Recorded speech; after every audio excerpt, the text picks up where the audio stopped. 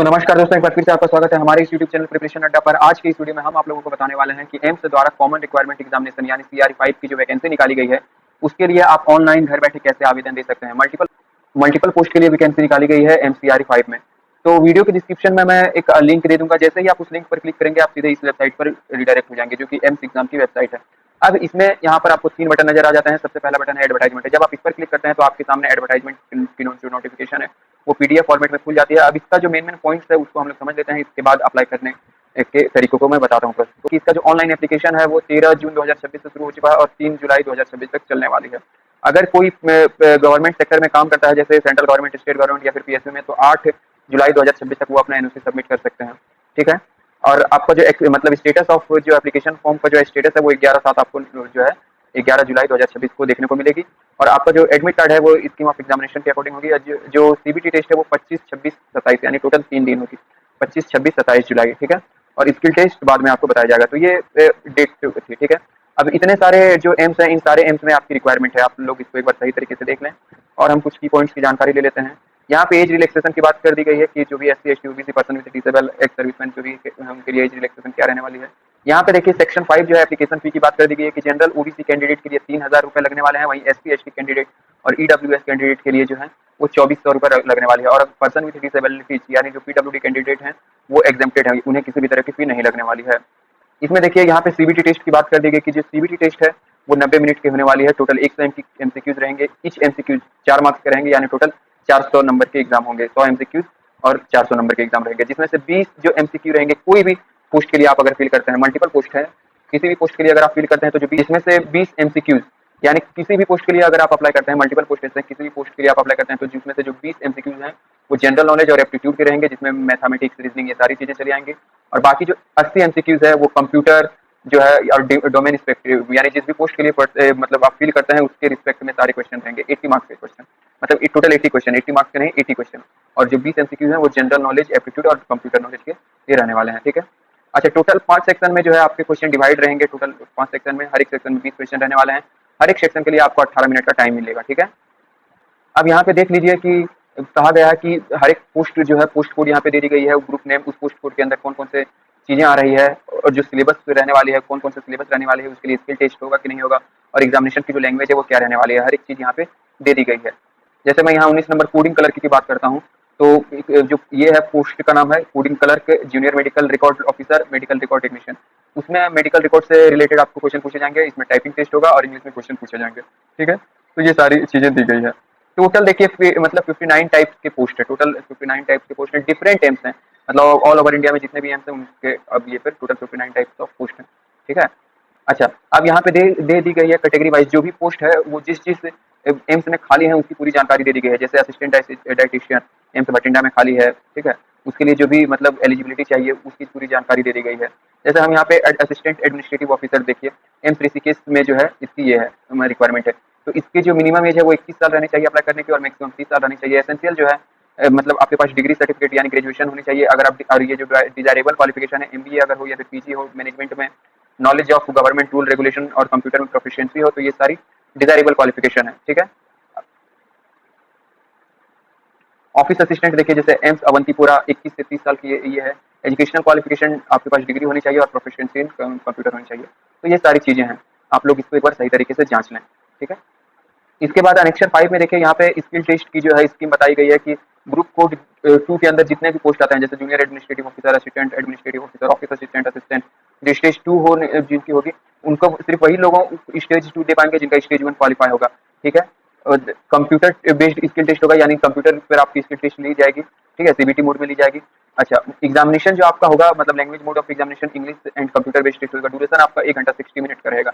यानी आपका जो मतलब ये है स्टेज 2 है वो टोटल 60 मिनट का होने वाला है। ठीक है। डिस्क्रिप्शन यहाँ पे बता दिया गया है कि प्रैक्टिकल सिनेरियो सिलेबस बेस्ड यहाँ पे मतलब ये होगा। The computer based skill test will be 50 marks and distribution of marks will be follow, यानी 2 क्वेश्चन आपको नोटिंग ड्राफ्टिंग के दिए जाएंगे इन सारे पोस्ट के लिए, जो कि 30 मार्क्स के रहेंगे, और 2 क्वेश्चन प्रेसिज राइटिंग जो कि 20 मार्क्स के रहेंगे। ठीक है। टोटल 50 मार्क्स के, और इनके लिए आपको 1 घंटे का टाइम मिलेगा। ठीक है। ये आपको टाइप करना होगा। इसमें से मिनिमम आपको कैंडिडेट को 17 मार्क्स जो है वो ये करना होगा, मतलब गेन करना होगा। अब group of 3 data entry operator, junior administrative assistant, lower division clerk. तो डाटा एंट्री ऑपरेटर के लिए कहा गया कि should possessed speed not less than 2000 की डिप्रेशन पर 15 मिनट, मतलब 15 मिनट में 2000 की डिप्रेशन 8000 की डिप्रेशन के अकॉर्डिंग, मतलब ये होनी चाहिए, ठीक है। जूनियर एडमिनिस्ट्रेटिव असिस्टेंट यहाँ पे 35 वर्ड पर मिनट कहा गया, हिंदी टाइप या मतलब ये में 15 मिनट, और हिंदी में आपको 30 वर्ड। अगर मतलब जूनियर एडमिनिस्ट्रेटिव असिस्टेंट और एलडीसी के लिए आप भरते हैं तो आपकी टाइपिंग स्पीड मिनिमम 35 वर्ड होनी चाहिए कंप्यूटर पर, और हिंदी में आपकी जो है वो 30 वर्ड होनी चाहिए, मतलब हिंदी या फिर इंग्लिश दोनों में से कोई एक आप दे सकते हैं। सेम उसी तरीके से ये सारी चीजें दे दी गई है।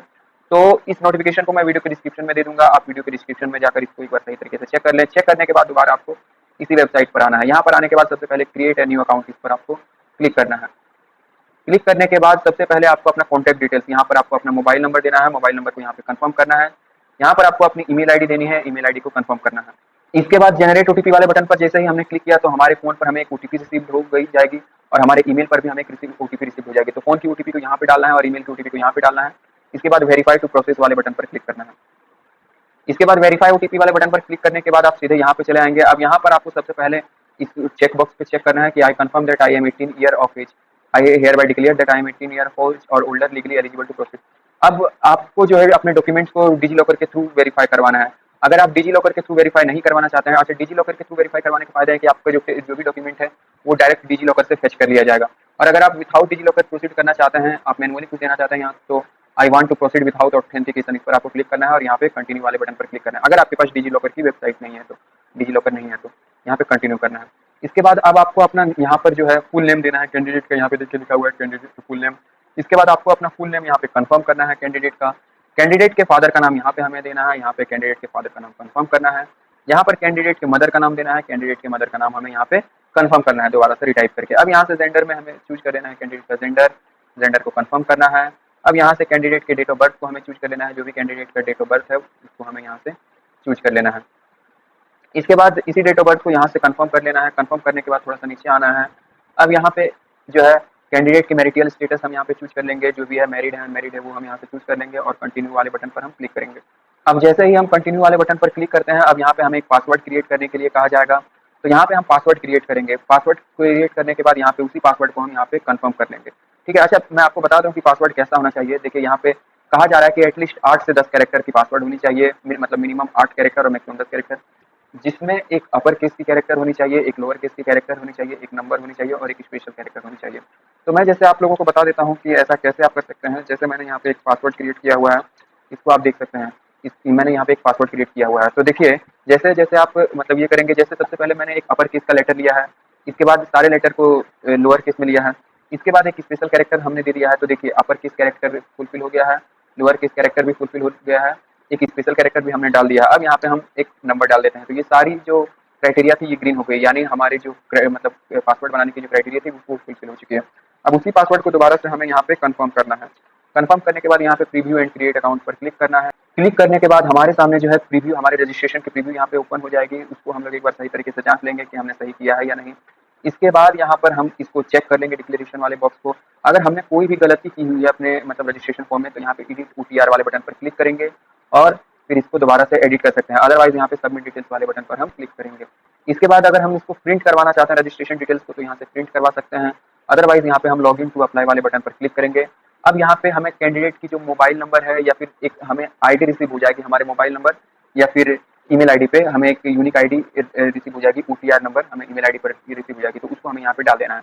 और जो पासवर्ड हमने क्रिएट किया था उस पासवर्ड को हम यहाँ पे डालेंगे और इसके बाद लॉगिन वाले बटन पर क्लिक करेंगे। तो लॉगिन वाले बटन पर क्लिक करने के बाद हम यहाँ पे सीधा आ गए हैं अपने मतलब ये पे डैशबोर्ड पे। यहाँ पे हमें हमारी आईडी नजर आ जाएगी, यहाँ पे हमें हमारा नाम नजर आ जाएगा। अब यहाँ पे सबसे पहले ऐड न्यू एप्लीकेशन, हमें इस वाले बटन पर क्लिक करना है। तो जो भी लेटेस्ट का एप्लीकेशन रहेगा वो हमारे सामने ओपन हो जाएगी। अब यहाँ से जिस पोस्ट के लिए हम फिल करना चाहते हैं, इस ड्रॉप डाउन से उस पोस्ट को हम चूज कर लेंगे। इसके बाद हम जैसे ही यहाँ से अपना पोस्ट को चूज कर लेंगे, अब इसके बाद उसके अकॉर्डिंग जितने भी सब पोस्ट रहने वाले हैं, जैसे हमने जब ये पोस्ट को चूज कर लिया है कि data entry operator grade A, junior administrative assistant, lower division clerk, upper division clerk, हमने यहाँ पे चूज कर दिया है। अब जितने उससे रिलेटेड उसके इक्विवेलेंट में जो भी पोस्ट रहेंगे, जिस जिस एम्स में भी पोस्ट रहेंगे वो हमें यहाँ पे दिख जाएंगी, उनकी एक लिस्ट हमें दिख जाएगी। जैसे junior administrative assistant AIIMS Patna, उसके लिए एसेंशियल क्वालिफिकेशन 12th क्लास होनी चाहिए, रिकॉग्नाइज बोर्ड या यूनिवर्सिटी से। 35 वर्ड पर मिनट की हमारी टाइपिंग स्पीड होनी चाहिए इंग्लिश में, और 30 वर्ड पर मिनट की हिंदी में होनी चाहिए। 10 मिनट का टाइम अलाउड, 35 वर्ड पर मिनट जो है, और 30 वर्ड पर मिनट की जो मतलब की डिप्रेशन है वो पर आवर की वो 10,500 और 9,000 रहना चाहिए। डिजायरेबल बेसिक कंप्यूटर लिटरेसी कहा जा रहा है। अब यहाँ पे lower division clerk CMCI Kolkata 12th class होनी चाहिए। स्किल टेस्ट कहा जा रहा है कि 35 वर्ड पर मिनट, और मतलब ये इंग्लिश में, और 30 वर्ड पर मिनट हिंदी में हमें यहाँ पे। अब यहाँ पे जूनियर एडमिनिस्ट्रेटिव असिस्टेंट एम्स बीबी नगर, यहाँ देख लीजिए, मतलब टोटल पोस्ट जैसे data entry operator grade A Bhopal, यहाँ पे 12th पास होने चाहिए। और यहाँ पे कहा जा रहा है कि नॉट लेस देन 8,000 के मतलब की डिप्रेशन पर आवर होनी चाहिए हमारी जो स्पीड है, ठीक है। Data entry work is to be जज by conducting a speed test EDP machine by the competent authority, यानी एक ईडीपी मशीन होगी, उसके ऊपर हमारी डाटा एंट्री की जो ये है टेस्ट है वो जांच की जाएगी। तो ये सारी चीजें आप यहाँ पे देख सकते हैं, मतलब आप कितने सारे पोस्ट के लिए एलिजिबल हो जाएंगे। इसके बाद अब यहाँ हमसे पूछा जा रहा है कि अगर हम पीडब्ल्यूडी कैंडिडेट हैं तो यहाँ पे यस करेंगे और यहाँ आई एग्री वाले बॉक्स को चेक करेंगे और यहाँ पे कंफर्म करेंगे, अदरवाइज यहाँ पे हम नो पर क्लिक करेंगे, ठीक है। अब यहाँ से हम अपनी कैटेगरी जो भी सोशल कैटेगरी है उसको चूज कर लेंगे, other OBC SC ST WS जो भी है उसको हम चूज कर लेंगे। नेशनलिटी हम यहाँ पे इंडियन चूज कर लेंगे, और जिस भी स्टेट की हमारी डोमिसाइल है वो चूज कर लेंगे। अब जो भी हम आईडी कार्ड अपना देना चाहते हैं वेरिफिकेशन के लिए हम वो यहाँ से चूज कर लेंगे, उस आईडी कार्ड का नंबर हमें इस कॉलम में देना है। अगर हम एक्स सर्विसमैन है तो यहाँ पे यस करेंगे और उसकी पूरी जानकारी देंगे कि मतलब जो सर्विस हमने प्रोवाइड की है आर्म फोर्स में उसका नाम क्या है, सर्विस की स्टार्टेड डेट क्या है, एंड डेट क्या है, और लेंथ ऑफ सर्विस कितनी थी टोटल डे में, ठीक है। अदरवाइज हम एक्स सर्विस में नहीं है तो यहाँ पे नो वाले बटन पर क्लिक करेंगे। अगर हम रेगुलर गवर्नमेंट सर्वेंट हैं तो यहाँ पे यस करेंगे और उसकी पूरी जानकारी देंगे, ऑर्गेनाइजेशन का नाम, किस टाइप की ऑर्गेनाइजेशन है, central state, central government autonomous, state government autonomous, हमारी जॉब टाइप क्या थी, पोस्ट का नाम क्या था, और डेट ऑफ वर्किंग क्या थी, कब तक हमने काम किया है। अदरवाइज अगर हम सेंट्रल गवर्नमेंट के एम्प्लॉय नहीं है तो यहाँ पे हम नो वाले बटन पर क्लिक करेंगे। अब अगर हम एम्स के मतलब एम्स या फिर एम्स के किसी इंस्टीट्यूट के जो है एम्प्लॉय हैं तो यहाँ पे यस करेंगे और यहाँ पे उसकी जानकारी देंगे कि हम रेगुलर हैं, कॉन्ट्रेक्चुअल हैं, एडहॉक हैं, रिसर्च प्रोजेक्ट एम्प्लॉय हैं, या फिर जिस भी एम्स में है हम उस एम्स का नाम यहाँ से चूज कर लेंगे। इसके बाद यहाँ पे डेट ऑफ अपॉइंटमेंट और टिल डेट हम यहाँ पे चूज कर लेंगे, लेंथ ऑफ सर्विस हम डे में यहाँ पे डालेंगे। अदरवाइज हम एम्स के एम्प्लॉय नहीं है तो यहाँ पे नो पर क्लिक करेंगे। इसके बाद यहाँ पे पूछा जा रहा है कि हमारे पास जम्मू कश्मीर की डोमिसाइल है, तो अगर है ऑर्डिनरी डोमिसाइल तो यहाँ पे यस करेंगे और उसकी पूरी जानकारी देंगे, अदरवाइज यहाँ पे नो वाले बटन पर क्लिक करेंगे। अगर पूछा जा रहा है कि अगर हमने आर्म्ड फोर्सेस में जो है सर्विस कलर के रूप में काम किया है तो यहाँ पे यस करेंगे, अदरवाइज यहाँ पे नो पे क्लिक करेंगे। अगर हम डिफेंस पर्सनल के डिसेबल पर्सन है, यानी ऑपरेशन के ड्यूरिंग अगर मतलब हम ये हुए हैं, विक्टिम हुए हैं, तो यहाँ पे यस करेंगे, अदरवाइज यहाँ पे हम नो करेंगे। और थोड़ा सा नीचे आएंगे, अब यहाँ पे हमें परमानेंट एड्रेस वाला कॉलम को ओपन करना है। अब यहाँ पे हमें कंट्री इंडिया चूज कर लेनी है। इंडिया को चूज करने के बाद स्टेट को हमें यहाँ पे जो भी है हमारा स्टेट हम उस स्टेट को चूज कर लेंगे। अब उस स्टेट के अंदर जो भी हमारी सिटी है, नियरेस्ट सिटी, उसको हम यहाँ से चूज कर लेंगे। यहाँ पर हम अपना पिन कोड डाल देंगे। इसके बाद यहाँ पर हम अपने जो गांव या फिर शहर का नाम हम यहाँ पे डाल देंगे। थोड़ा सा नीचे आएंगे, अब अगर हमारा ये जो हमने ऊपर यहाँ पे एड्रेस दिया है ये हमारा परमानेंट एड्रेस है और ये जो है हमारा पोस्टल एड्रेस है। तो अगर हमारा पोस्टल एड्रेस और परमानेंट एड्रेस सेम है तो यहाँ पे चेक कर देंगे, तो उससे क्या होगा कि हमारा जो परमानेंट एड्रेस है वो ऑटो फिल हो जाएगा पोस्टल एड्रेस में। और अगर हमारा पोस्टल एड्रेस परमानेंट एड्रेस से डिफरेंट है तो यहाँ पे हम इसको अनचेक रहने देंगे और पोस्टल एड्रेस को यहाँ पे हम डालेंगे, ठीक है। इन सारी चीजों को करने के बाद हम थोड़ा सा यहाँ पे ऊपर जाएंगे। एक चीज हमने मतलब फिल करना भूल गए हैं। यहाँ पे पूछा जा रहा है कि हम अपने एलिजिबिलिटी के सेट को यहाँ पे चूज करें, हमारी मतलब कौन सी ऐसी एलिजिबिलिटी है जो हमें इस पोस्ट के लिए सूटेबल बनाती है। तो सबसे पहले सेट्स में जो भी हमारे सेट्स मैच करती है हमारी एलिजिबिलिटी से उसको हम चूज कर लेंगे। जैसे क्लास 12th पास आउट और equivalent qualification from a recognised board of university, यानी अगर हम क्लास 12th पास है तो इसको चूज करेंगे। इसके बाद अगर डिग्री पास है तो हम इसको चूज कर लेंगे, डिग्री मतलब ग्रेजुएशन पास। और इसके बाद अगर हम मेट्रिकुलेशन या फिर मतलब ये पास हैं बोर्ड या फिर यूनिवर्सिटी से विद 5 ईयर सर्विस एक्सपीरियंस, ये हमारे पास अगर है तो इसको भी चूज कर लेंगे, अदरवाइज इसको हम अनचेक रहने देंगे। अनचेक रहने देने के बाद यहाँ पे हम 7 नेक्स्ट वाले बटन पर क्लिक करेंगे और कंफर्म पर क्लिक करेंगे। तो कंटिन्यू पर क्लिक करने के बाद अब हम एजुकेशन क्वालिफिकेशन वाले पेज पर चले आएंगे। तो यहाँ से हम क्लास 10th से लेकर अपने हाईएस्ट क्वालिफिकेशन तक की जानकारी एक एक करके देंगे। जैसे सबसे पहले 10th की जानकारी देना है तो यहाँ पे हम डिग्री का नाम लिख देंगे 10th। जैसे सबसे पहले हमें 10th की जानकारी देनी है तो यहाँ पे हम डिग्री का नाम लिख देंगे 10th। हमारी जो डिसिप्लिन है या फिर हमारी जो टाइटल है उसको या फिर जो सब्जेक्ट है उसका नाम हम यहाँ पे दे देंगे। जिस भी यूनिवर्सिटी इंस्टीट्यूट कॉलेज बोर्ड से हमने पास किया है उसका नाम दे देंगे। इसके बाद जहाँ भी place university institute college board है उसका नाम दे देंगे। डेट ऑफ पासिंग हम यहाँ पे दे देंगे। डेट ऑफ पासिंग हमारे जनरली हमारे सर्टिफिकेट में लिखी होती है। इसके बाद हमने जितने परसेंटेज गेन किए हैं उसको हम यहाँ पे दे देंगे। यहाँ पे इसके बाद हम अपलोड सर्टिफिकेट पर क्लिक करेंगे और जो भी हमारे डॉक्यूमेंट है 10th की उसको हम सर्टिफिकेट को यहाँ पे दे देंगे। इसके बाद 7 एड क्वालिफिकेशन वाले बटन पर क्लिक करेंगे। अब एजुकेशनल डिटेल्स को फिल करने के बाद यहाँ पे रजिस्ट्रेशन डिटेल्स वाले ऑप्शन पर क्लिक करेंगे। अब यहाँ पे पूछा जा रहा है कि do you have relevant registration in respective relevant body as per advertisement of selected group. पूछा जा रहा है कि क्या हमारे मतलब और कोई दूसरा रजिस्ट्रेशन है इसी टाइप के पोस्ट के लिए, इसी वेबसाइट पर कोई दूसरा रजिस्ट्रेशन है। तो यानी अगर हमने किसी दूसरी ईमेल आईडी मोबाइल नंबर से रजिस्टर किया हुआ है तो यहाँ पे यस करेंगे और यहाँ पे रजिस्टर्ड एज, यहाँ पे रजिस्ट्रेशन नंबर देंगे, यहाँ पे स्टेट का नाम देंगे, मतलब रजिस्ट्रेशन का ये देंगे। अदरवाइज यहाँ पे हम नो वाला बटन पर क्लिक करेंगे। इसके बाद यहाँ पे 7 नेक्स्ट वाले बटन पर क्लिक करेंगे और यहाँ से हम ये करेंगे।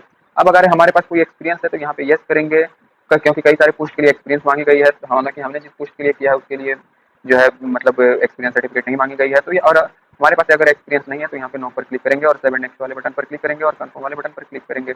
अब यहाँ पे एग्जामिनेशन स्टेट हमें चूज करने के लिए कहा जा रहा है, तो सबसे पहला हम अपना प्रेफर्ड एग्जामिनेशन स्टेट चूज कर लेंगे। अब दूसरा प्रेफर्ड एग्जामिनेशन स्टेट हम यहाँ से चूज कर लेंगे। इसके बाद तीसरा प्रेफर्ड स्टेट जो है हम वो यहाँ से चूज कर लेंगे। इसके बाद चौथा जो प्रेफर्ड स्टेट है वो हमें यहाँ पे एनीवेयर इन इंडिया चूज करना है।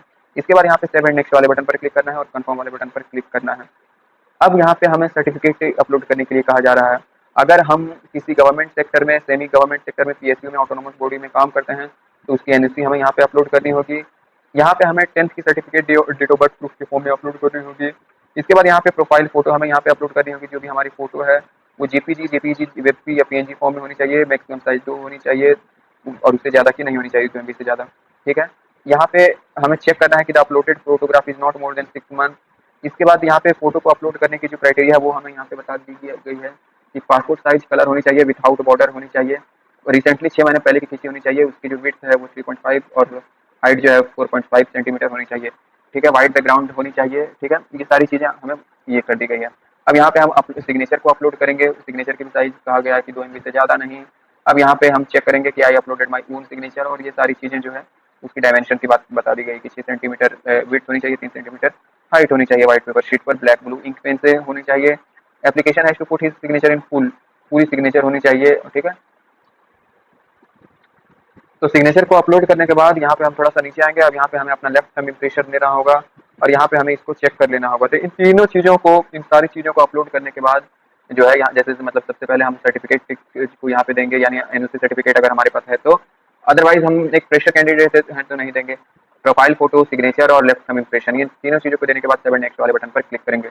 अब हमने सारी चीज़ें कंप्लीट कर ली है। अब हमें सिर्फ ऑनलाइन पेमेंट करना है, जो कि जनरल और ओबीसी और ईडब्ल्यूएस कैंडिडेट के लिए 3000 रुपये था, और इनको छोड़ करके एससी एसटी जो कैंडिडेट हैं, एक्स सर्विसमैन है, उनके लिए 2400 रुपये का, और बाकी जो पीडब्ल्यूडी कैंडिडेट है उनका फ्री। तो यहाँ पे सब ऑनलाइन पेमेंट एसबीआई, इस पर हम क्लिक करेंगे और कंटिन्यू टू प्रोसीड वाले बटन पर क्लिक करेंगे। यहाँ पे हम ये पे क्लिक करेंगे।